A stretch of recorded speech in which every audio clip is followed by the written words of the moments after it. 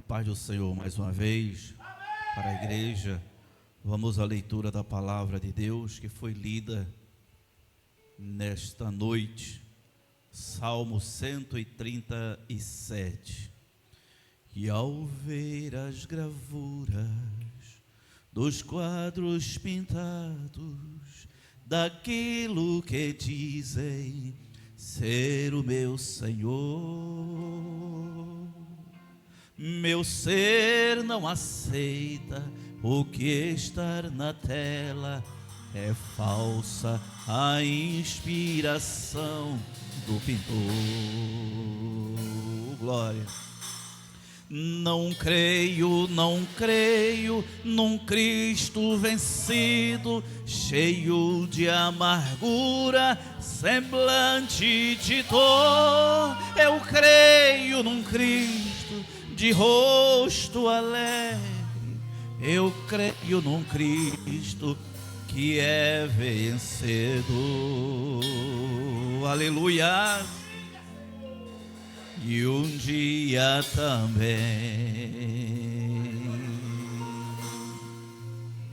eu verei face a face, e assim eu creio pela minha fé.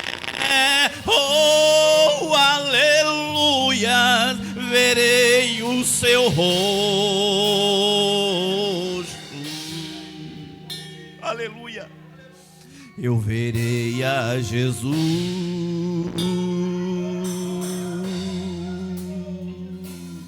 como Ele é. Oh, aleluia, verei o seu rosto.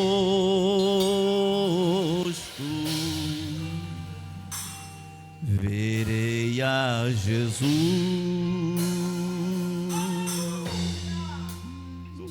Eu verei, nós veremos a Jesus. Aleluia. Como Ele é. Oh, glória. Aleluia. Salmo 137. Oh, glória. Este é o salmo, é um dos salmos mais lidos pelo povo de Israel. Glória a Deus. Junto aos rios da Babilônia, ali nós assentamos e choramos. Quando nos lembramos de Sião, sobre os salgueiros que há no meio dela, penduramos as nossas harpas. Pois já aqueles que nos levaram cativos nos pediam uma canção, e os que nos destruíram, que os alegrássemos, dizendo: cantai-nos uma das canções de Sião. Como cantaremos a canção do Senhor em terra estranha? Se eu me esquecer de ti, ó Jerusalém, esqueça-se a minha direita da sua destreza. Se me não lembrar de ti, apegue-se-me a língua ao meu paladar. Se não preferir Jerusalém, a minha maior alegria. Lembra-te, Senhor, dos filhos de Edom no dia de Jerusalém, que diziam: descobria até aos seus alicerces.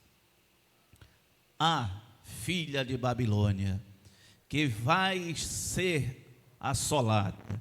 Feliz aquele que te retribuir o pago que tu nos pagaste a nós.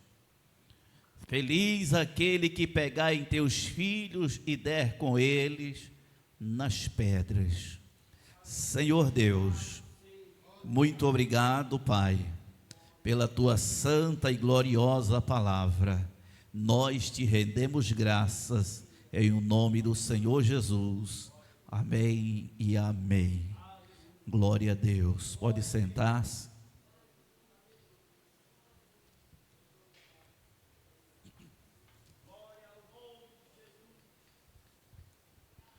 Como eu falei, este é um dos salmos mais lidos pela comunidade israelita, pois relembra os anos e o tempo de cativeiro.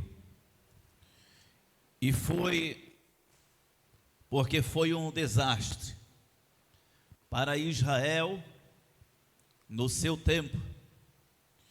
E quando ele estava nesses dias aqui, para eles foi o maior desastre de todos os tempos. Foi quando o povo de Deus, não um povo qualquer, mas o povo de Deus, o povo escolhido de Deus, e porque Deus havia dito para eles que é o motivo do cativeiro, Deus levantou profetas, levantou homens para falar com eles, para que eles voltassem ao primeiro amor. Deus levantou pessoas que falaram com ele, e diz que os profetas madrugaram e clamaram, e estiveram em cima das lajes, e gritaram, e falaram a Israel como o profeta Jeremias, e dizendo a eles: se convertam, volte ao Senhor nosso Deus, e Ele terá misericórdia de nós. Mas eles achavam que aquilo nunca iria acontecer com eles. Eles estavam muito apegados à sua religião, e estavam tão apegados à religião que esqueceram de praticar a fé.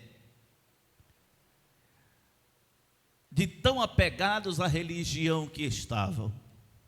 Quando os profetas diziam àquele povo: essa nação será destruída, Deus entregará esta nação, este povo, a um povo gentil, a um povo de duro aspecto. Eles diziam: isso nunca vai acontecer, porque o templo de Deus está em nosso meio. O templo de Salomão foi edificado aqui, o templo está em nosso meio. Isso nunca vai acontecer conosco. Essa catástrofe nunca vai acontecer conosco. Era o que eles diziam, que a garantia era que o templo de Deus estava no meio deles. Isso os garantia. Eles esqueceram que tornaram-se um povo simplesmente religioso, mas que não praticavam a fé, e que não se aproximavam mais de Deus, não se aproximavam mais de Deus por amor, mas se aproximavam por interesse. Esse é um dos fatores de que nós sabemos quando somos religiosos ou quando praticamos a fé. Se aproximamos de Deus apenas por interesse, é porque já perdemos a fé, é porque já perdemos o amor que tínhamos, ou dizia, ou achávamos que tínhamos. Quando o ser humano se aproxima de Deus apenas por aquilo que Deus pode lhe dar, quando o ser humano se aproxima de Deus apenas para buscar de Deus alguma coisa, e quando às vezes diz que serve a Deus apenas por algum interesse próprio, mas que não se aproxima mais porque ama a Deus. E sem o amor a Deus, ninguém permanece servindo a Ele, porque uma hora ou outra, isso vem de água abaixo, cai toda a religiosidade. Muito bem, Deus enviou os profetas, mandou os profetas que profetizasse aquele povo o que estava por vir. Eles não acreditaram. Depois, quando veio o cativeiro, quando aconteceu o cativeiro, alguns acreditavam que o cativeiro então seria por pouco tempo, 2 ou 3 anos no máximo, era o que eles acreditavam que seria o cativeiro. Quando eles foram levados cativo, disseram: não, o cativeiro será por pouco tempo, o cativeiro será no máximo 3 anos. E Jeremias disse a eles: não será 3 anos, não será por pouco tempo, o cativeiro será por 70 anos, até que vocês estejam curados da idolatria. Irmãos, Deus tem uma maneira de fazer as coisas que é assustadora. Deus, quando quis curar aquele povo do pecado da idolatria, Deus os colocou dentro, mais aprofundado ainda, da idolatria. Deus queria curar da idolatria. E como que Deus fez? Deus pega eles e joga eles numa cidade pagã, no meio de um povo pagão, aonde tinha deuses para tudo que eles pensavam. Toda a qualidade de Deus, todo tipo de Deus que pensar, existia. Deuses aos milhares, templos de todo jeito que eles pensavam.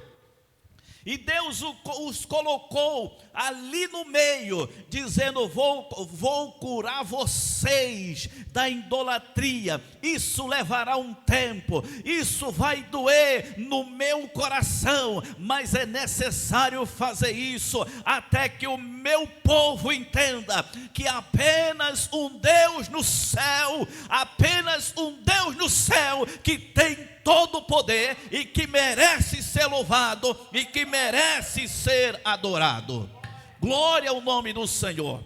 Deus disse àquele povo: o que eu pedi demais a vocês, a não ser que ande com um coração humilde e que se aproxime de Deus e que ande em justiça, mas já que vocês não quiseram me servir de bom grado e com o coração perfeito, eu deixarei que vocês sirvam aos seus inimigos, para que vocês vejam a diferença que é entre servir a Deus e servir ao seu inimigo. E foi assim que Deus fez com aquele povo. Foi passando-se então um tempo, então o povo agora já não acreditava mais em resgate. De início eles diziam: não terá cativeiro. Mas quando veio o cativeiro, eles pensaram: será apenas 1 ano, 3 anos no máximo. Mas depois que passou, anos foram se passando, a esperança deles foram se acabando. A esperança deles foi indo embora. E eles não tinham mais esperança de ser uma nação, de ser aquele povo novamente.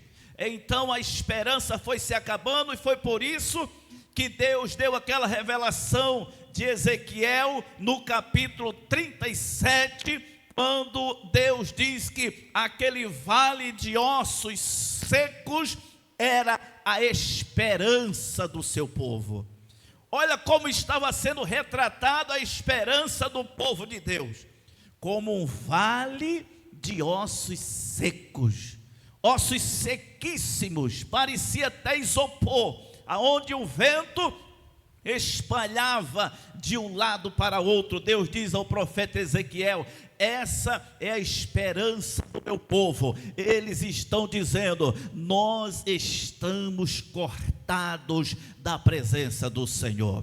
Meus amados irmãos, não existe nada mais triste na vida de um crente que já experimentou a graça de Deus e ele se sentir vazio. Eu não estou falando aqui de qualquer crente. Eu não estou falando aqui de um religioso que entrou numa igreja, que mudou de religião. Eu estou falando de um crente que aceitou Jesus, que sentiu ser salvo, que recebeu o Espírito de Deus na vida dele, que já chorou às vezes lendo as Escrituras, que já sentiu a graça de Deus dentro da sua casa, na sua cozinha, já sentiu a presença de Deus dentro da sua casa, e um belo dia começa a se sentir vazio, como se nem sequer fosse mais crente, apesar de estar dentro de uma igreja, mas não sente mais aquela graça de Deus. Assim é como estava este povo aqui no cativeiro, quando estava em Babilônia. Ele dizia: nós não temos razões para cantar. Eles não cantavam, eles não estavam mais buscando, eles nem sequer, você já imaginou,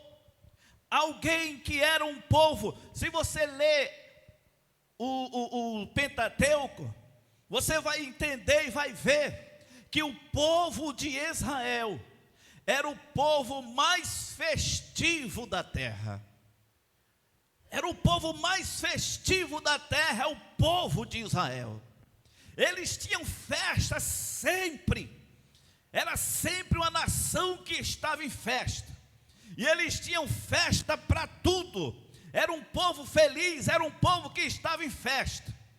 E quando você lê um salmo desse dizendo: nós chorávamos e penduramos as nossas harpas nos salgueiros daquela cidade, nós pendurávamos as nossas harpas, a ponto de aquele que nos levou cativo dizer: canta para nós um daqueles cânticos lá de Sião. Agora, como que um povo feliz, um povo festivo, um povo que vivia em festa, agora estava deprimido, com as harpas penduradas, sem razões para cantar, para louvar a Deus, se sentindo abandonado? Era a situação deste povo, a situação do povo de Israel. Agora, essa palavra não está aqui por acaso.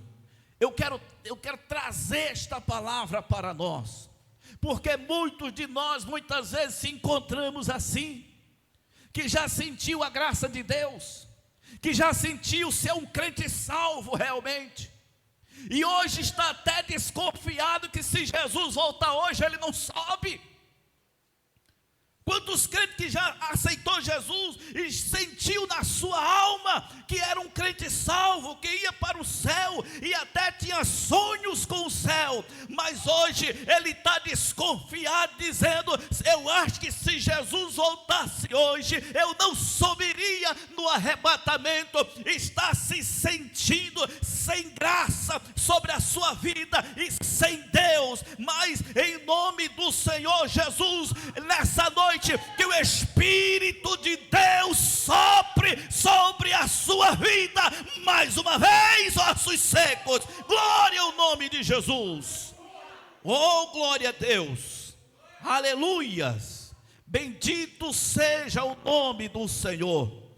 O salmista escreve este salmo, um salmo de lamentação, de muita tristeza, mas também de reflexão. Porque quando ele escreve esse salmo aqui, a esperança tinha se acabado, a esperança tinha ido embora, e de repente, hoje, possa se ver alguém sem esperança, sem graça na vida, sem ter muitas razões para cantar. Tem muitos crentes, aceitei Jesus faz algum tempo, e era normal, corriqueiro, você passar na casa de um crente, você escutar música de crente. Era normal você chegar na casa de um crente e crente está orando. Era normal chegar na casa de um crente, o crente está lendo a Bíblia. Era normal chegar, passar na frente da casa do crente e escutar músicas evangélicas. Era normal, quem tem pelo menos aí mais de 20 anos de crente sabe disso. Era normal, tinha rua que tinha muito crente. E era tudo ouvindo música evangélica, tu passava, era tudo ouvindo música evangélica. E tinha crente que morava dentro de uma chupana. Eu vi isso muitas vezes. Crente lá ouvindo lá uma música lá, e daqui a pouco ele mesmo ficar dando glória dentro de casa. Oh, Jesus lindo, oh, glória a Deus, Jesus, tu és maravilhoso. Uma casinha de pau a pique. E você passava, estava lá vez um irmão, oh Jesus maravilhoso, oh Jesus lindo, Jesus tu és bom, aleluia. Hoje, se o sujeito disser para você que ele é crente, você não acredita ainda. Porque ele não faz nada de crente. Nada de crente. Tudo dele é um vale, a vida espiritual dele é um vale de ossos secos. A esperança tem se acabado. Mas, meus amados irmãos, este salmo aqui, o 137, eu estou correndo aqui porque aqui em cima a hora passa mais rápido. Aqui esse salmo 137, ele só é perfeito junto com 126. Porque diz: quando o Senhor trouxe. Aqui a esperança tinha se acabado, ele não mostra nenhuma esperança aqui, nesse 137. Mas no 126, que foi escrito depois, ele diz: quando o Senhor trouxe do cativeiro os que voltaram a Sião, estávamos como os que sonham. Glória ao nome do Senhor, aleluia. Estávamos como os que sonham. Então a nossa boca se encheu de riso e a nossa língua de cântico. Então se dizia entre os gentios: grandes coisas fez o Senhor a estes. Oh, aleluia! Grandes coisas fez o Senhor por nós, aleluia, e por isso estamos alegres. Glória ao nome do Senhor, aleluias, glória ao nome do Senhor. Traze-nos outra vez, ó Senhor, do cativeiro, como as correntes das águas do sul. Bendito seja Deus. Os que semeiam em lágrimas cegarão com alegria. Você lendo o 137, você diz: acabou. O bom aqui é, se você ler o 137, depois ler o 126, você entende que Deus é muito maior do que as nossas expectativas. E às vezes até quando me falta esperança, mas há um Deus no céu que vai contra até as minhas esperanças que se acabaram, mas Ele age ao favor daqueles que esperam na sua palavra. Bendito seja o nome do Senhor, aleluia, glória a Deus. Agora, meus amados, neste capítulo 137, quando pede a eles para cantar o novo cântico, ele diz: como nós entoaremos o cântico de Sião em terra estranha, em lugar estranho, em terra estranha. Ele está dizendo: esse hino não é para cá, esse hino não é para essa terra. Seria, deixa eu comparar mal aqui, seria como o sujeito estivesse num bar cheio de cachaceiro e alguém dissesse a ele assim: aí fulano, já que tu é crente, canta aqui um hino aqui, no karaokê aqui. E ele ficasse cantando lá.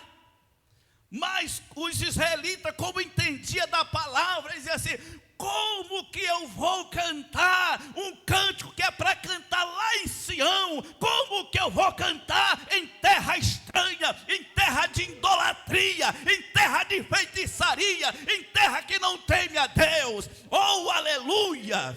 Glória ao nome de Jesus! Aleluia! Glória, glória, glória a Deus. Ele diz: como que nós vamos fazer isto?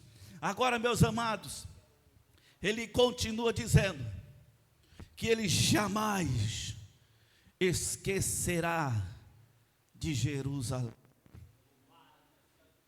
Ele diz: eu jamais me esquecerei de ti, Jerusalém. Tu és a minha maior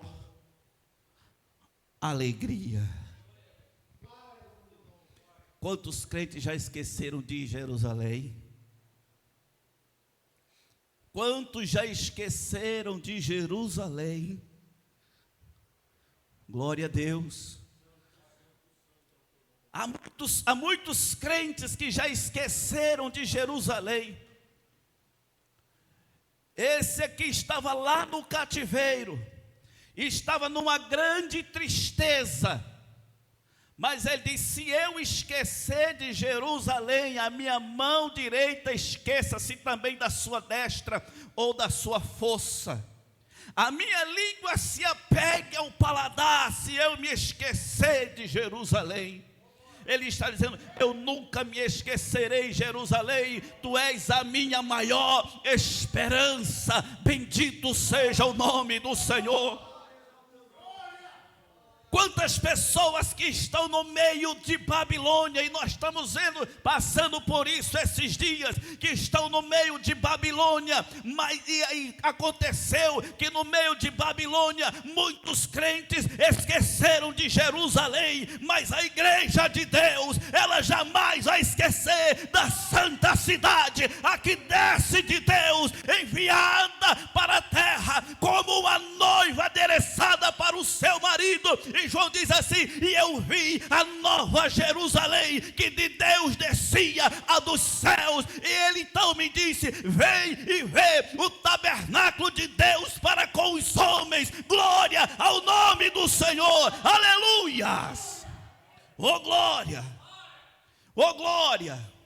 Diz que lá, capítulo, eu li esses dias, li essa semana, terminei de ler a Bíblia esses dias, mas Apocalipse 21, 4, diz que Deus limpará, está ali, e Deus limpará dos seus olhos algumas lágrimas, ou todas, e Deus limpará dos seus olhos toda a lágrima. Aqui, escute, porque aqui este Salmo 137, ele só fica completo quando você lê o 126, porque isso é o retrato também da nossa vida e do arrebatamento da igreja. O salmista aqui diz: eu não me esqueço de Jerusalém, mesmo eu estando no meio de Babilônia. Estou triste aqui no meio de Babilônia, mas eu não me esqueço, é minha maior alegria, é Jerusalém.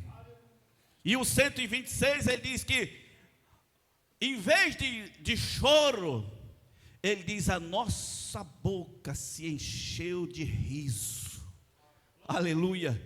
Ele diz que Deus tirou, quando eles trouxe eles do cativeiro, onde eles estavam tristíssimos, ele diz: aí a nossa boca se encheu de riso, a nossa língua de cântico. Quer dizer, eu não tinha nenhuma razão para estar sorrindo lá.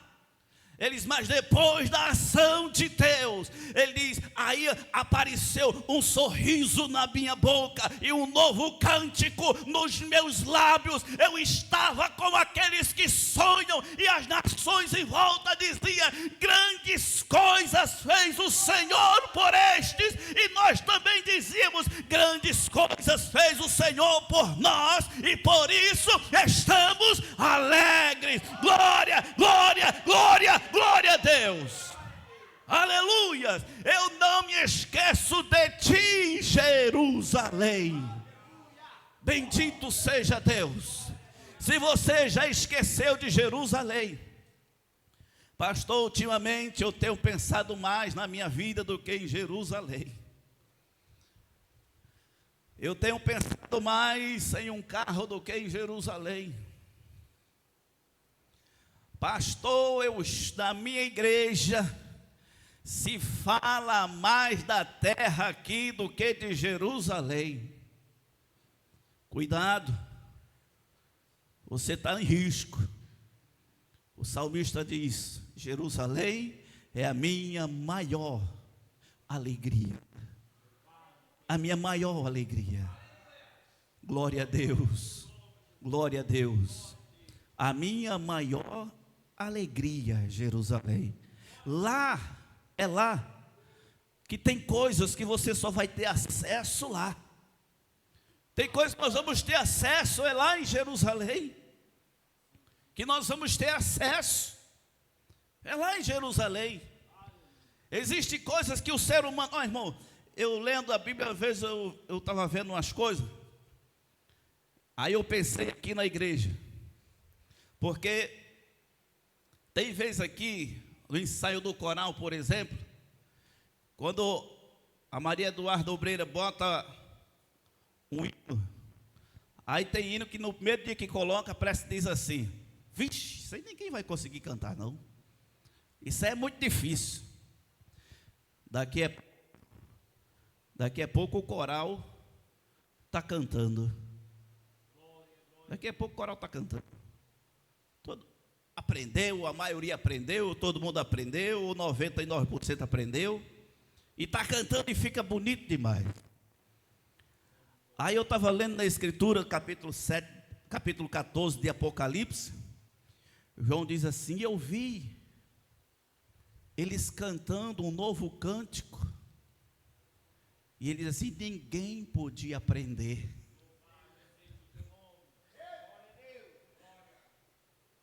Ele disse, ninguém podia aprender. Ele não tinha soprano, não tinha baixo, não tinha bom professor, não tinha ninguém. Ele disse, e ninguém podia cantar, e ninguém podia aprender, só eles estavam cantando. Glória ao nome do Senhor. Bendito seja o nome do Senhor. Por quê? Porque há coisas que nós só vamos ter acesso nos céus. Aí está falando dos 144 mil, mas para toda a igreja, meus amados, há coisas que nós só vamos ter acesso quando chegarmos em Jerusalém, na Jerusalém celestial. Glória ao nome do Senhor.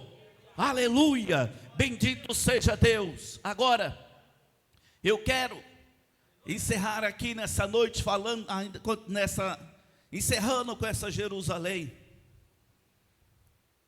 nesse reino, porque uma coisa que eu presto atenção sobre Jerusalém, no capítulo 21, versículo 13 em diante, diz que a cidade, ela tinha 12 portas, 12 portas. E diz que nas portas tinha anjo nas portas. E diz que tinha o nome nas portas. E era o nome de quem mesmo que estava nas portas?